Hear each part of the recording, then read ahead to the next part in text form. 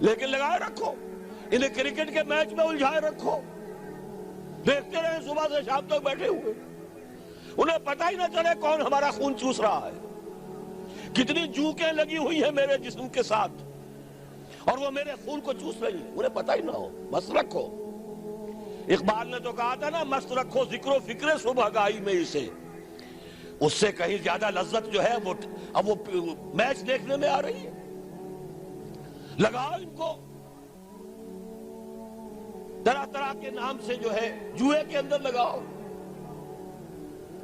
یہ تمام دھندے اس لیے ہیں یہ اس میں مگن رہے حیوانوں کی طرح۔ اور یہ بھی نوٹ کر لیجئے، یہ بھی ان کے پروٹوکولز میں ہے، اخلاقی اعتبار سے انہیں کرپٹ کر دو، انہیں تمیز ہی نہ رہے بیٹی میں اور بیوی میں، انہیں تمیز نہ رہے مرد اور عورت میں، حیوان، بالکل حیوان بنا دو۔ انسانیت کہیں رہ گئی تو کسی اور بغاوت کا اندیشہ ہے۔ عورت کو باہر نکالو گھر سے، اسے شمع محفل بناؤ، اسے ہتھیاروں، اسے اشتہاروں کا موضوع بناؤ۔ موٹر سائیکل کا اشتہار ہے تو عورت، چائے کا اشتہار ہے تو عورت۔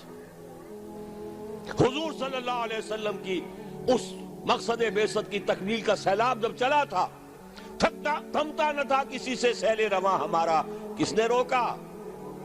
نہ ایرانیوں کی تلواریں روک سکی، نہ رومی لیجنز، رومی فوجی، دنیا جو ہے تھراتی تھی ان کے نام سے، نہیں روک سکے اس سیلاب کو۔ حضرت خالد نے کہا تھا رومیوں سے، تم اپنی تعداد پر نہ جانا، اپنے اسلحہ پر نہ جانا، جان لو تمہارا مقابلہ آج اس قوم سے ہے جسے موت اتنی ہی عزیز ہے جتنی تمہیں زندگی عزیز ہے۔ منحصر مرنے پہ ہو جس کی امید، نا امیدی اس کی دیکھا چاہیے جو موت کا خواہش مند ہے۔ شہادت ہے مطلوب و مقصود مومن، نہ مال غنیمت نہ کشور کشائی، اسے کون شکست دے گا؟ نوٹ کر لیجئے کہ جہاں تک پروٹیسٹنٹ مذہب کا تعلق ہے وہ تو پہلے سے ان کی جیب میں تھا۔ یہ ویسٹ کا لفظ آپ نے پڑھا ہوگا اور اخبارات میں آتا رہا خلیج کی جنگ کے دوران۔ ویسٹ ایک تو کہتے ہیں یہ بھیڑ جو کاٹ جاتی ہے، منہ سوج جاتا ہے، ایک یہ ویسٹ مخفف ہے، وائٹ اینگلو سیکسن پروٹیسٹنٹس۔ سب سے پہلے یہود نے انہیں شکار کیا، اپنا اعلی کار بنایا۔ یہی وجہ ہے آپ کو معلوم ہے 1917 میں انگریزوں کے ذریعے سے انہیں یہ اجازت ملی کہ فلسطین میں زمینیں بھی خرید سکتے ہیں، جائیدادیں بھی خرید سکتے ہیں۔ بالفور ڈیکلریشن، انگلستان کا وزیر خارجہ تھا جس نے کہ یہ اجازت دلوائی ہے، ورنہ یہ کہ خلافت عثمانیہ جب تک قائم رہی ہے، خلیفہ عثمانی ترک خلیفہ نے اجازت نہیں دی۔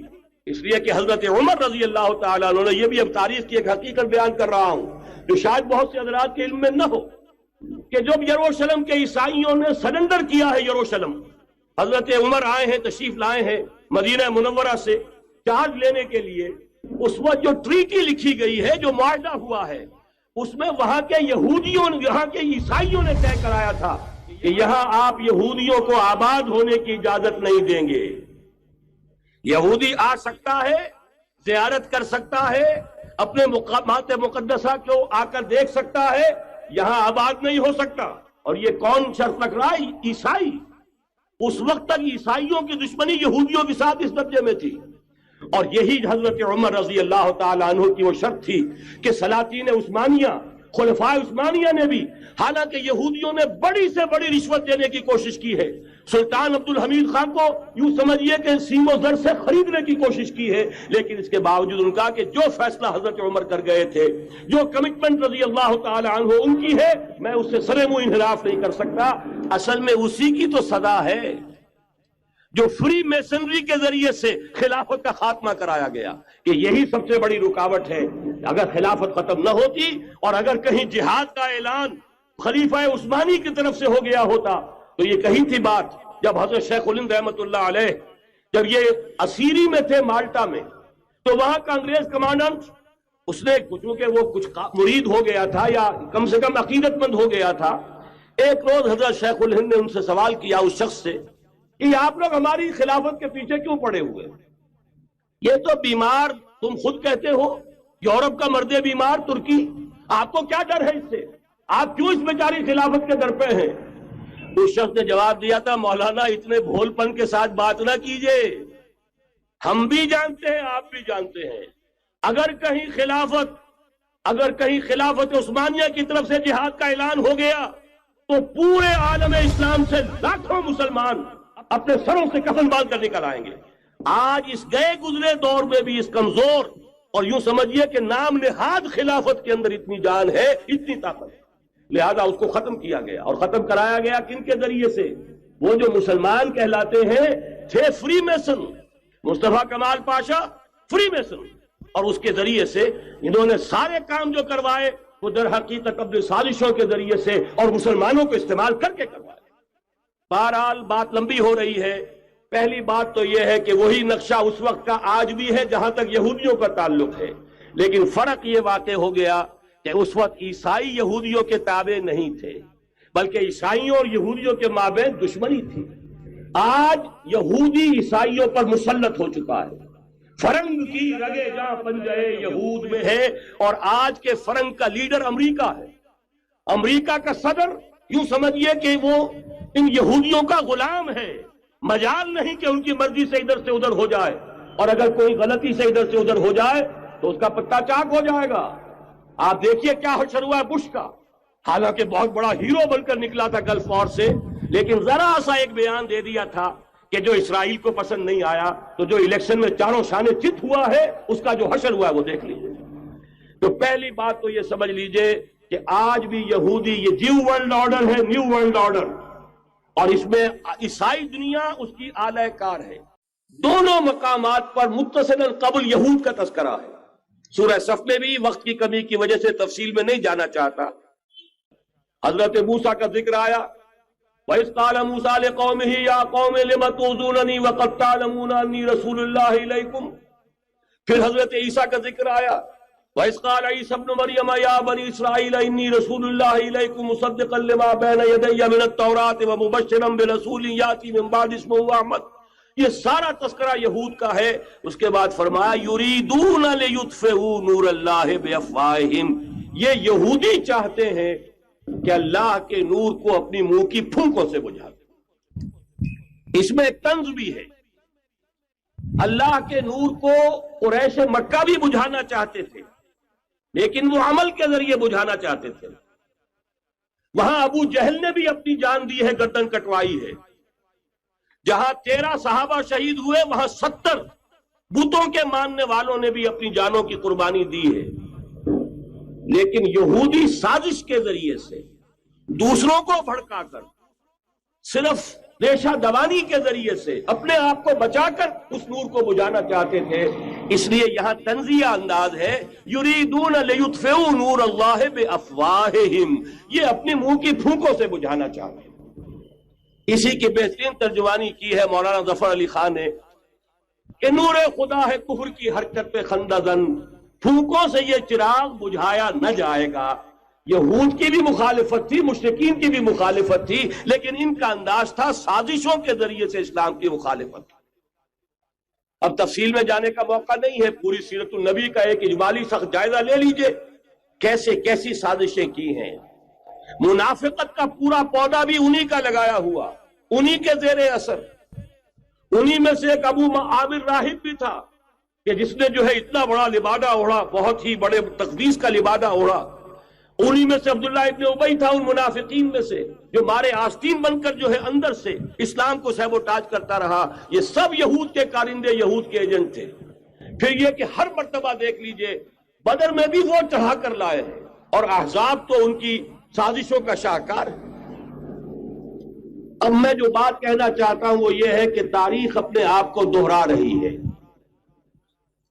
یریدون لیطفئوا نور اللہ بافواہہم، آج بھی بعین ہی وہ صورتحال موجود ہے۔ آج بھی new world order, Jew world order, در حقیقت یہود کی ریشہ دوانی، در حقیقت زائنسٹ موومنٹ تقریباً 100 برس پہلے جو شروع ہوئی، اس سے بھی 125 برس پہلے آرڈر آف دی ایلومیناٹی، وہ آرڈر آف دی ایلومیناٹی 1776 میں قائم کیا گیا تھا، یہودیوں کی سازش۔ وہ آج تک چل رہی ہے. آج بھی یہودی ہے کہ جو اسلام کا خاتمہ اور مسلمانوں کو اپنے کمی کاری بنانے کے لیے ایک پورے ورلڈ آرڈر کا نقشہ بنا کر آ چکے ہیں. اور آج در حقیقت آپ کا اصل دشمن، میں بالکل اتفاق کرتا ہوں مولانا سے، اصل دشمن نمبر 1 میرے اور آپ کے اندر موجود ہے، میرا اور آپ کا نفس. اصل دشمن یہ ہے. نفس ما ہم کم طرف فرعون نیست لیکن اورا اون ایرا اون نیست. اور دوسرا خارجی دشمن سب سے بڑا یہودی. لیکن یہ کہ اس وقت کے اور اس وقت کے حالات میں ایک بڑا فرق واقع ہوا ہے. مجھے اقبال کے وہ شعر یاد آ رہے ہیں، دنیا کو ہے پھر مار کر روح و بدن پیش، تہذیب نے پھر اپنے درندوں کو ابھارا، اللہ کو پامردی مومن پہ بھروسہ، ابلیس کو یورپ کی مشینوں کا سہارا. وہی تاریخ ستیزہ کار رہا ہے ازل سے تا امروز، چراغ مصطفی سے شرار بولہبی. تو دنیا کو ہے پھر مار کر روح و بدن پیش، تہذیب نے پھر اپنے درندوں کو ابھارا، اللہ کو پامردی مومن پہ بھروسہ، ابلیس کو یورپ کی مشینوں کا سہارا. جس وقت یہودی حضور صلی اللہ علیہ وسلم اور صحابہ کرام کی مخالفت کر رہے تھے، ان کے اور عیسائیوں کے درمیان دشمنی تھی. وقالت اليہود لیست النصارى علی شیء وقالت النصارى لیست اليہود علی شیء.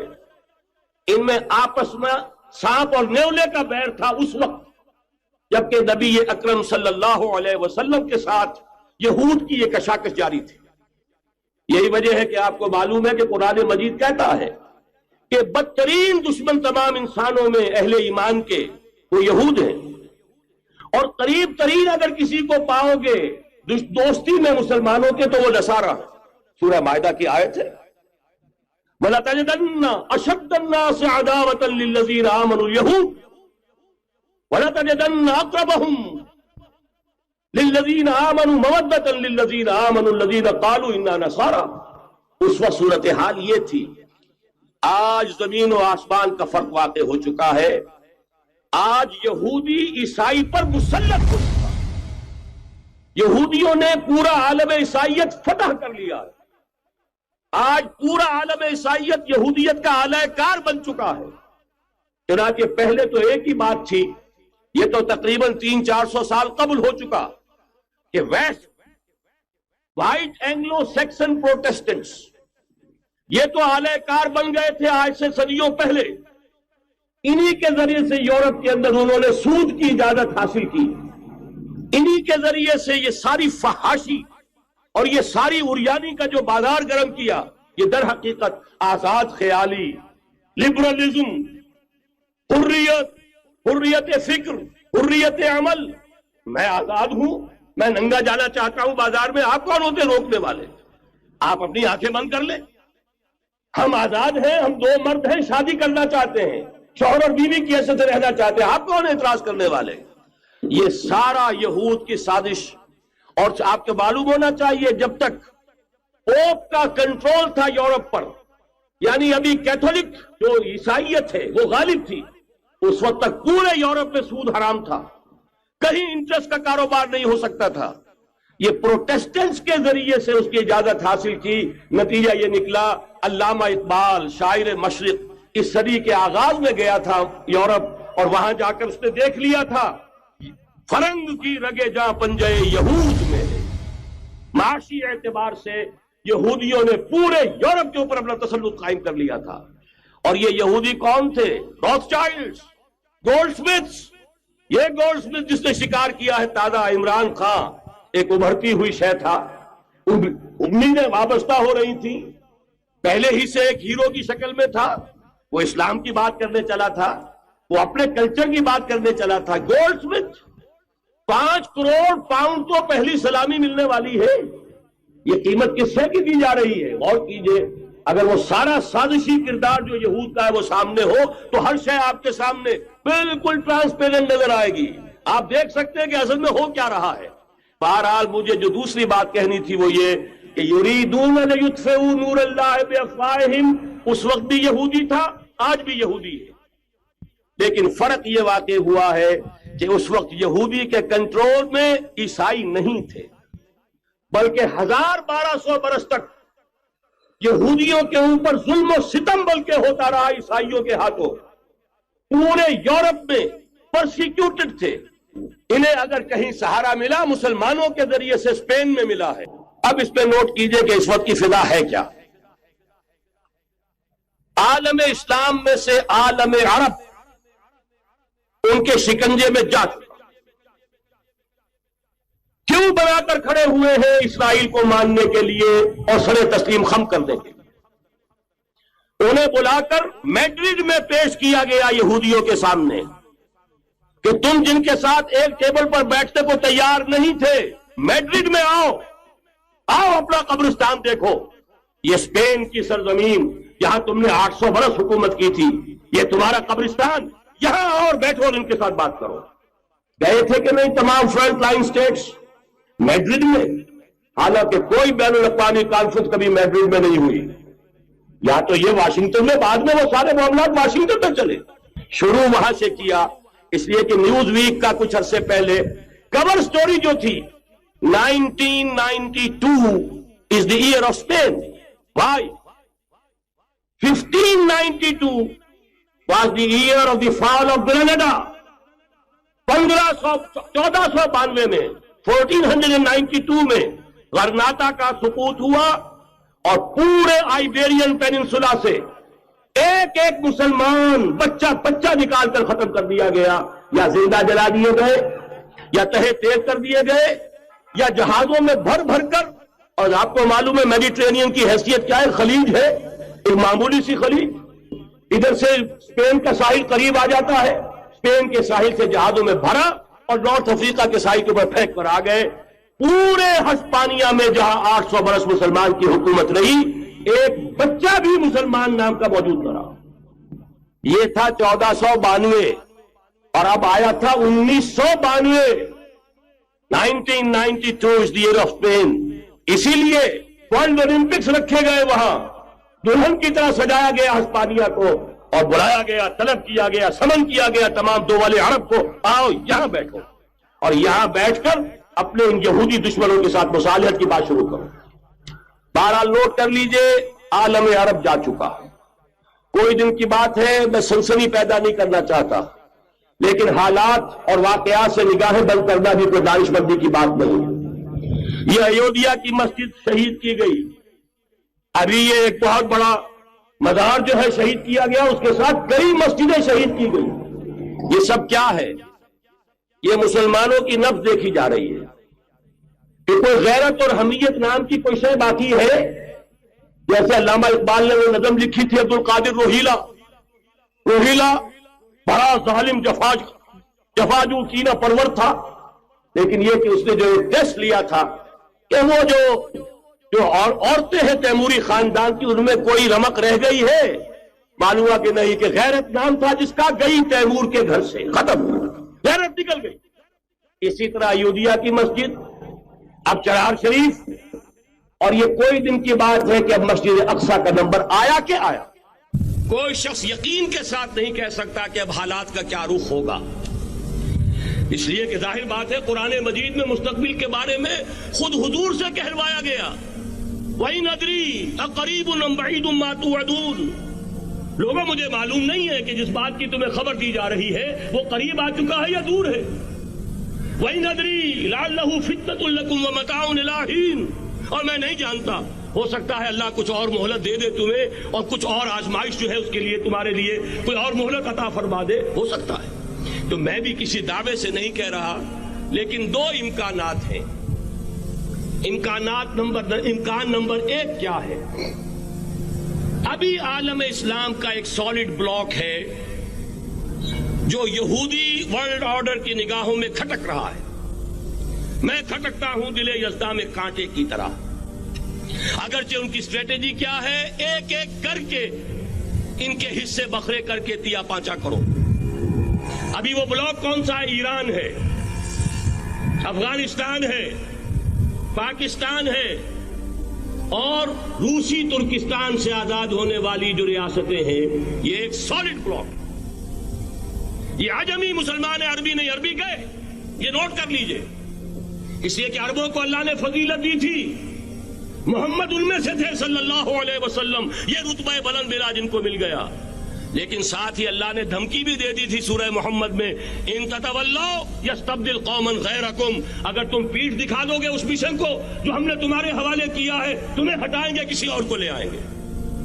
اور یہ بات ہو چکی ہے 13ویں صدی عیسوی میں، 1258 میں جب سقوط بغداد ہوا ہے، عربوں کے ہاتھ سے عالم اسلام کی قیادت چھین لی گئی، معزول کر دیے۔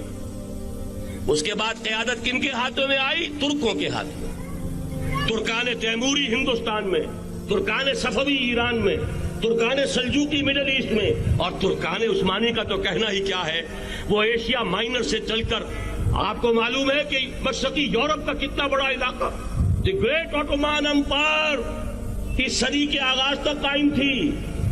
اس صدی میں عجیب عجیب معجزے ہوئے ہیں۔ گریٹ آٹومان امپائر جو 3 بر اعظموں پر محیط، نام و نشان ختم۔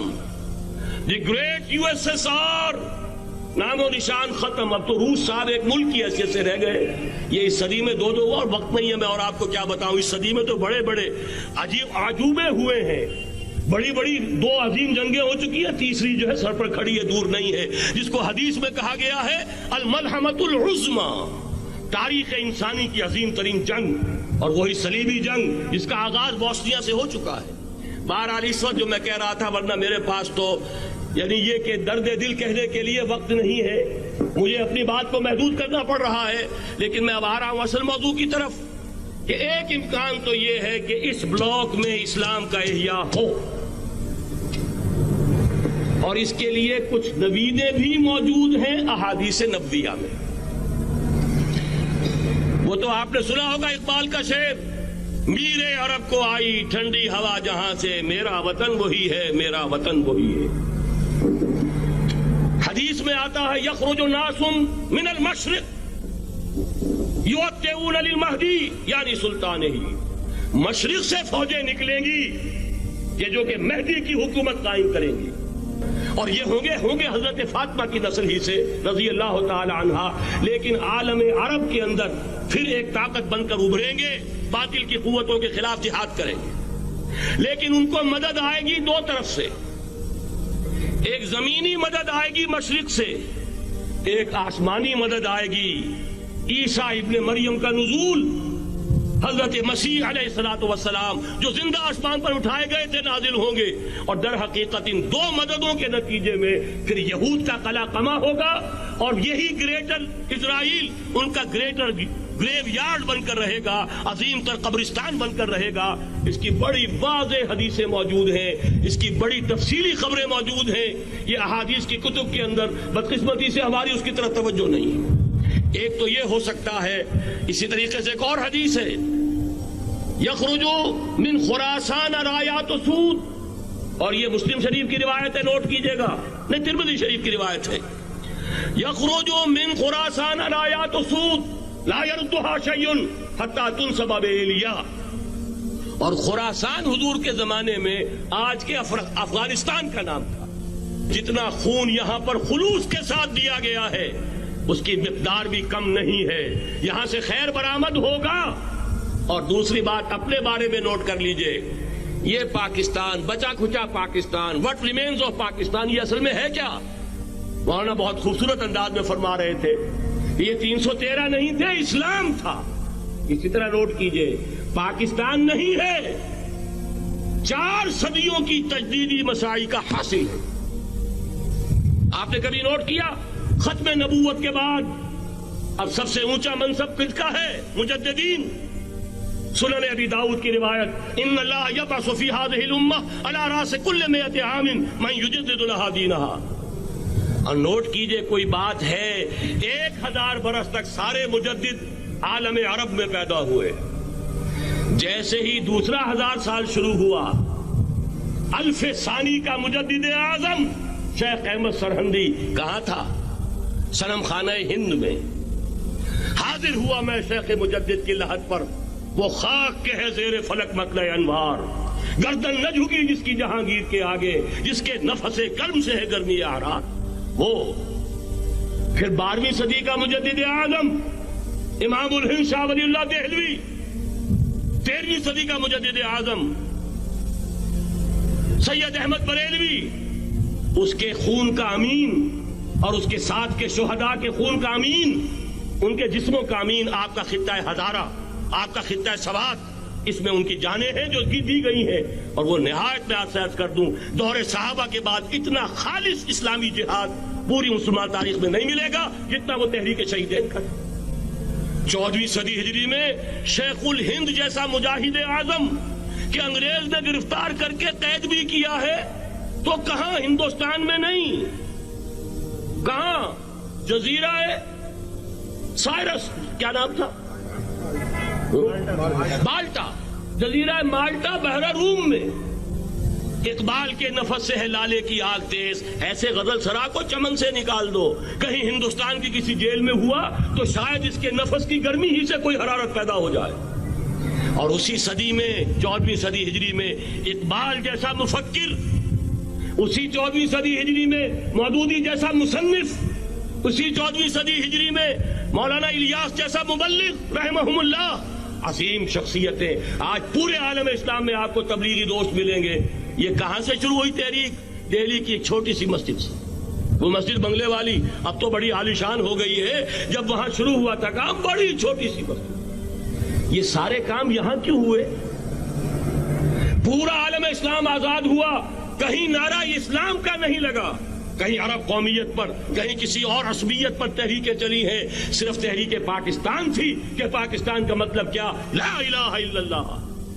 کوئی سبب ہے کہ یہاں قرارداد مقاصد پاس ہوئی، حاکمیت اللہ کی ہے کہ اکبر نام لیتا ہے خدا کا اس زمانے میں. یہ سارا ماضی سامنے رکھیے اور حضور کی دی ہوئی پیشن گوئیوں کا مستقبل سامنے رکھیے. ان دونوں سے ثابت ہوتا ہے اس خطہ ارضی سے کچھ ہونا ہے. مرشد دے عشق تصور وچ ایک ہور نظارہ ویکھ لیا، جدوں دل کیتا اکھ میٹ لئی، محبوب پیارا ویکھ لیا. بڑا شوق سی رب ارنی دا، ایک چلک نہ موسیٰ سہ سکیا، اسی ہتھاں دے وچ ہتھ دے کے سورے دا سارا ویکھ لیا. اج سامنے بیٹھ کے مرشد دے